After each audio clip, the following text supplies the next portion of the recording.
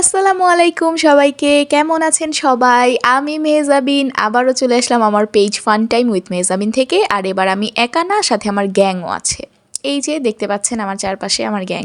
তো আমি আর আমার গ্যাং সবাইকে নিয়ে চলে গিয়েছিলাম সেদিন কোনাপাড়া ধার্মিক পাড়া মেলাতে। তো আজকের ব্লগে মূলত এটাই আপনাদের সাথে শেয়ার করতে এসেছি যে আমরা সেদিন মেলায় গিয়ে কি করলাম, কি খেলাম, কোন কোন রাইডে চললাম, কেমন মজা করলাম, সব কিছুই থাকছে এই ব্লগে। So let's start the video. সবার প্রথমেই আমাদের সবার পছন্দের সান্তা মারিয়া টিকিট কেটে নিলাম, আর আমি সবাইকে টিকিট ভাগ করে দিচ্ছিলাম সবার হাতে হাতে। আর এখানে আমরা লাইন ধরে দাঁড়িয়েছিলাম কখন আমরা ওই নৌকাতে উঠবো, কারণ এটা আমাদের সবার ফেভারিট রাইড।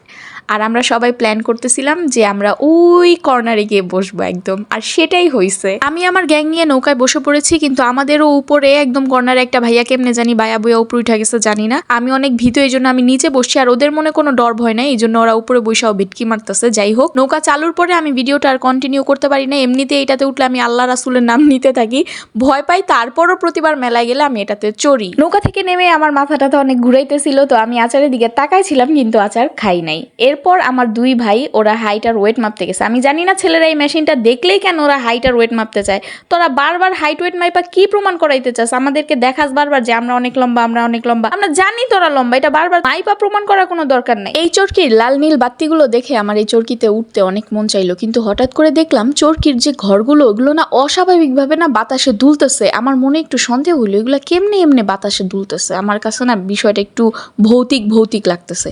তো এই কারণে আমি আর ওইটাতে উঠার সাহস করি নাই। ঘুরতে ঘুরতে চোখে পড়লো রেশমি জিলাপি, তো আমরা চলে গেলাম রেশমি জিলাপি খেতে, কারণ আমাদের চারজনেরই রেশমি জিলাপি অনেক পছন্দ। আর এই ট্রিটটা ছিল জিমের পক্ষ থেকে। জিম আমাদেরকে রেশমি জিলাপি খাওয়াচ্ছে আর হচ্ছে বালুশা কিনে খাওয়াচ্ছে। এই বালুশাটা আমার মোস্ট ফেভারিট। আমি মেলায় গেলেই এই বালুশা খাই, কারণ যখন এই যে মিষ্টিটা মুখে দিই না, চিনিগুলা দাঁতের নিচে কটকট করে, আমার অনেক ভালো লাগে, trust me. Gym bill pay করে জিলাপি আর বালুশার প্যাকেটটা নিয়ে আসলো, আর এখন আমরা সবাই ভাগাভাগি করে খাচ্ছি।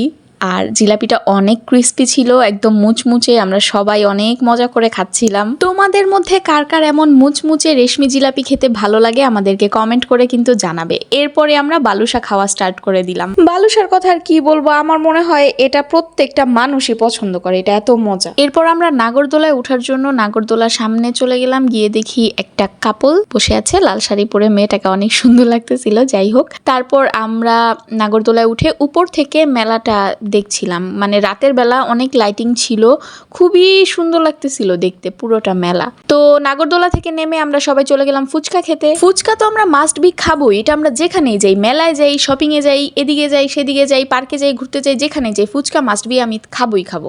তো যাই হোক, আজকে আমাদের ব্লগ এই পর্যন্তই। ফুচকা খেতে খেতে আমরা আজকের মতো বিদায় নিচ্ছি। লাস্ট আপনারা দেখবেন তৌশিক কিভাবে ফুচকা খায়। ওকে, ভালো থাকবেন, নেক্সট ব্লগে আবার দেখা হবে, টাটা।